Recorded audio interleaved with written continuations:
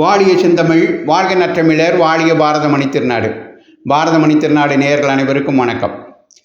நாம் பாரதமணி திருநாடு நேயர்களுக்கு அவர்களது செவிகளுக்கு ஒரு விருந்தளிக்க விரும்புகின்றோம். அமரர் கல்கி அவர்கள் பேனா மன்னர். அவர் அற்புதமான படைப்புகளை நமக்கு தந்திருக்கிறார். வரலாற்று ரீதியான புதினங்களை முதலில் நமக்கு வழங்கி அதில் ருசி காட்டியவர் அவர்தான். அவரது எழுத்துக்கள் மூலமாக நமது பண்டை கலாச்சாரம், பண்டை கலைகள், பண்டை நாகரிகம் இவை குறித்து நாம் பெருமிதம் உற்றோம். அப்படிப்பட்ட அவரது வரலாற்று படைப்புகளில் ஒன்றுதான் சிவகாமியின் சபதம். அந்த சிவகாமியின் சபதம் நாவலை தினந்தோறும் ஒரு அத்தியாயமாக நமது பாரதமணி திருநாடு நேயர்கள் முன் வைக்க விரும்புகிறோம். இதை கேட்டு மகிழுங்கள் என்று உங்களை விரும்பி கேட்டுக்கொள்கிறோம். அவரது சிவகாமியின் சபதத்தில் முதல் பாகம் பரஞ்சோதி யாத்திரை. அதில் முதல் அத்தியாயம் பிரயாணிகள். இளவேனிற் காலத்தில் ஒரு நாள் மாலை மகேந்திர தடாகத்தின் கரை வழியாக சென்ற ராஜபாட்டையில் பிரயாணிகள் இருவர் காஞ்சி மாநகரை நோக்கி நடந்து கொண்டிருந்தனர். அவர்களில் ஒருவர் 6 அடி உயரத்திற்கு மேல் வளர்ந்திருந்த ஆஜானுபாகு, காவி வஸ்திரம் தரித்த பௌத்த சந்நியாசி. கடுமையான தவவிரத அனுஷ்டானங்களினாலோ வேறு கடினமான காரியங்களில் ஈடுபட்டதனாலோ அந்த புத்த பிட்சுவின் தேகமானது வறண்டு கெட்டிப்பட்டு கடினமாகி இருந்தது. அவருடைய முகத்தோற்றமானது அன்பையோ பக்தியோ உண்டாக்குவதாயில்லை, ஒருவித அச்சத்தை ஊட்டுவதாய் இருந்தது. இன்னொரு பிரயாணி கட்டமைந்த தேகமும் களை பொருந்திய முகமும் உடைய 18 பிராயத்து இளம்பிள்ளை. பிரயாணிகள் இருவரும் வெகு தூரம் வழி நடந்து களைப்புற்றவர்களாக காணப்பட்டார்கள். தலைநகரம் இன்னும் எவ்வளவு தூரம் இருக்கிறது என்று வாலிபன் கேட்டான். அதோ என்று சன்னியாசி சுட்டிக்காட்டிய திக்கில் அடர்ந்த மரங்களுக்கு இடையிடையே மாட மாளிகைகளின் விமானங்கள் காணப்பட்டன. இளம்பிரயாணி சற்று நேரம் அந்த காட்சியை உற்று நோக்கி கொண்டிருந்தான். பின்னர் புத்த பிட்சுவை பார்த்து, இங்கிருந்து ஒரு நாளிகை நேரம் இருக்குமா என்று கேட்டான். அவ்வளவுதான் இருக்கும், அவ்வளவு தூரம்தான் இருக்கும்.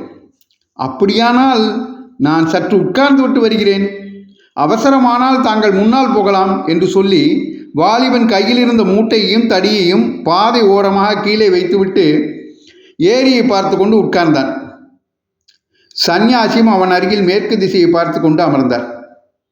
மேல்வானத்தின் அடிப்புறத்தில் தங்க நிறமான ஞாயிறு திருமாலின் சக்கராயுதத்தை போல் தகதகவென்று சுழன்று கொண்டிருந்தது. அதன் செங்கிரணங்களினால் மேல்வானமெல்லாம் செக்கர் படர்ந்து பயங்கரமான போரில் இரத்த வெள்ளம் ஓடிய யுத்தகலத்தை போல் காட்சியளித்தது.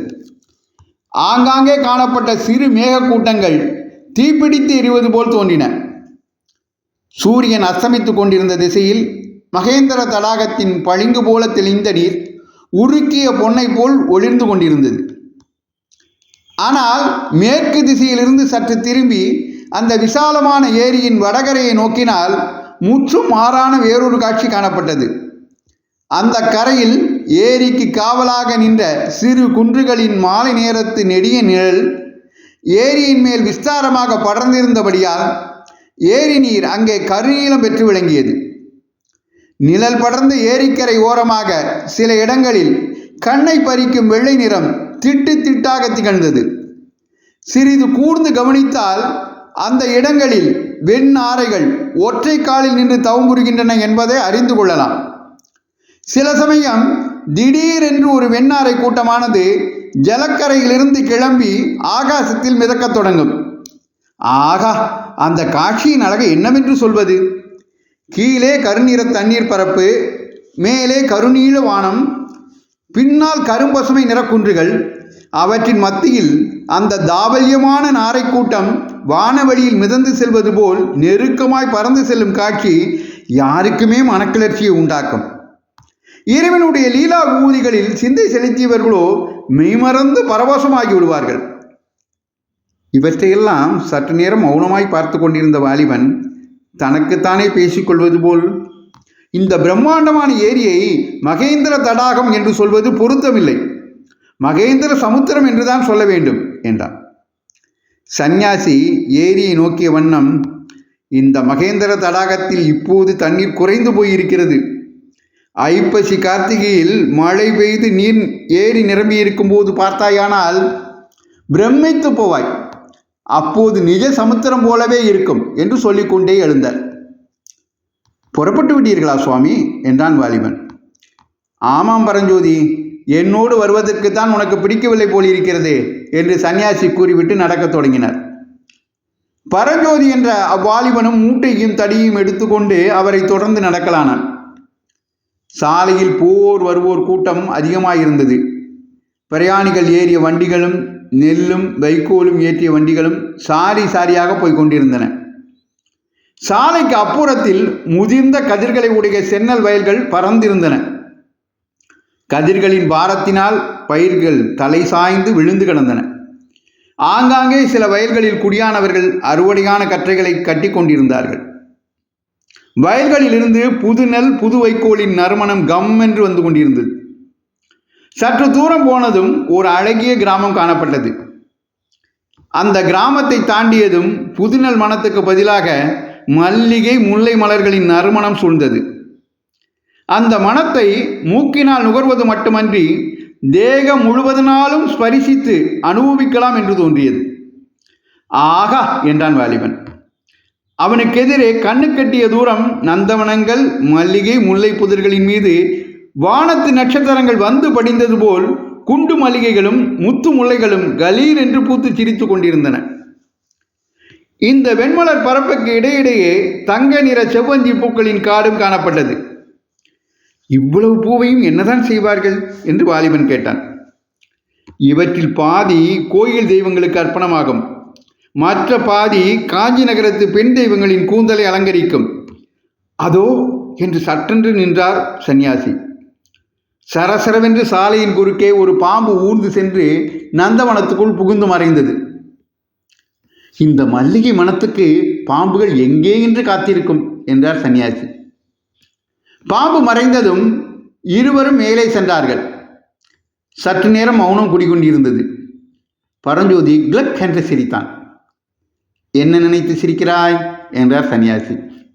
பரஞ்சோதி சற்று நேரம் பேசாமல் இருந்துவிட்டு, இல்லை அடிகளே, மத்தியானம் அந்த சர்ப்பத்தை கொன்று என்னை காப்பாற்றினீர்களே, நீங்கள் புத்த பிட்சு ஆகிட்டே, ஜீவகத்தி செய்யலாமா என்று நினைத்து சிரித்தேன் என்றார். தன்னை கொல்ல வந்த பசுவையும் கொள்ளலாம் அல்லவா என்றார் புத்த பிட்சு. ஆனால் பாம்பு தங்களை கொல்ல வரவில்லையே, என்னைத்தானே கொல்ல வந்தது என்றான் பரஞ்சோதி ஏளன குரலில். என் சிஷ்யனை நான் காப்பாற்ற வேண்டாமா என்றார் பிட்சு. சிஷ்யனா? யாரை சொன்னீர்கள்? ஆமாம், நீ என் உயிரை ஒரு சமயம் காப்பாற்றினாய், அதற்கு பிரதியாக. தங்கள் உயிரை நான் காப்பாற்றினேனா? எப்போது? 300 வருஷங்களுக்கு முன்னால். என்ன, 300 ஜென்மத்தில்? ஓஹோ, தாங்கள் முக்காலமும் உணர்ந்த முனிவர் என்பது தெரியாமல் கேட்டுவிட்டேன், க்ஷமிக்க வேண்டும். சன்னியாசி மௌனமாக நடந்தார். மறுபடியும் பரஞ்சோதி, சுவாமி, இனிமேல் வரப்போகிறது கூட தங்கள் ஞான திருஷ்டியில் தெரியுமல்லவா என்று கேட்டான். வரப்போகிறது ஒன்றை சொல்லட்டுமா? சொல்லுங்கள். இந்த நாட்டுக்கு பெரிய யுத்தம் வரப்போகிறது. பெரிய யுத்தமா? ஆமாம், மகா பயங்கரமான யுத்தம். பாலாறு இரத்த ஆறாக ஓடப்போகிறது. மகேந்திர தடாகம் இரத்த தடாகம் ஆக போகிறது. ஐயோ, பயமாயிருக்கிறது. போதும் அடிகளே. சற்று பொறுத்து மறுபடியும் பரஞ்சோதி, நாட்டின் சமாச்சாரம் எனக்கு எதற்கு சுவாமி, என் விஷயமாக ஏதாவது தெரிந்தால் சொல்லுங்கள் என்றான். இன்று ராத்திரி உனக்கு ஒரு கஷ்டம் ஏற்பட போகிறது. சிவசிவா, நல்ல வாக்காக ஏதாவது சொல்லக்கூடாதா? புத்த பகவானுடைய அருளால் அந்த கஷ்டம் நீங்கும். நான் சைவனாயிற்றே, புத்தர் எனக்கு அருள் செய்வாரா? புத்தருடைய கருணை எல்லையற்றது. அதோ வருவது யார் என்று கேட்டான் பரஞ்சோதி. மங்கிய மாலை வெளிச்சத்தில் ஓர் அபூர்வ உருவம் அவர்களுக்கு எதிரே வந்து கொண்டிருந்தது தெரிந்தது. பார்த்தாலே தெரியவில்லையா? திகம்பர சமண முனிவர் வருகிறார் என்றார் புத்தபிட்சு. சமண முனிவர்கள் இன்னும் இங்கே இருக்கிறார்களா என்று பரஞ்சோதி கேட்டான். முக்கால்வாசி பேர் பாண்டிய நாட்டுக்கு போய்விட்டார்கள், மற்றவர்களும் சீக்கிரம் போய்விடுவார்கள்.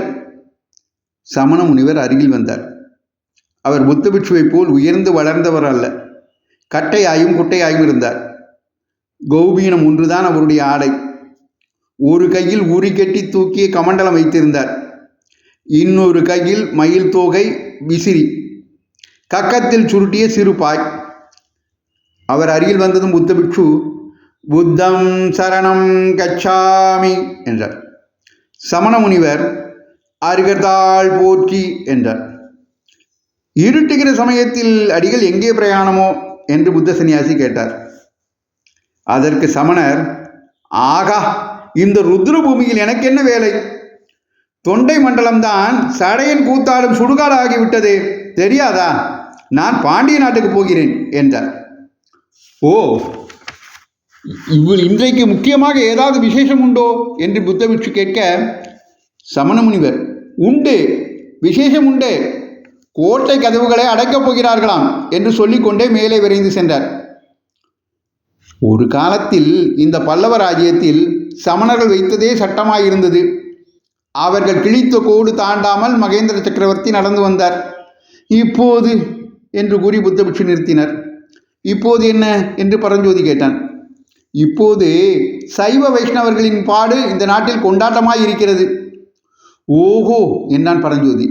பிறகு ஏதோ கோட்டை கதவு சாத்துவதை பற்றி சமண முனிவர் சொன்னாரே, அது என்ன என்று கேட்டான்.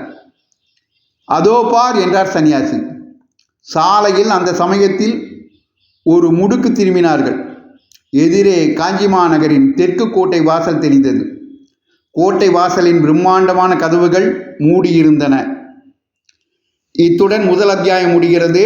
இரண்டாவது அத்தியாயத்தை தொடர்ந்து நாளை கேட்கலாம். உங்களுக்கு இந்த பதிவு பிடித்திருந்தால் மற்றவர்களுக்கும் பகிருங்கள். தொடர்ந்து சிவகாமியின் சோதத்தை கேட்க பாரதமணி திருநாடு சேனலை சப்ஸ்கிரைப் செய்யுங்கள். நன்றி, வணக்கம், ஜெய் ஹிந்த்.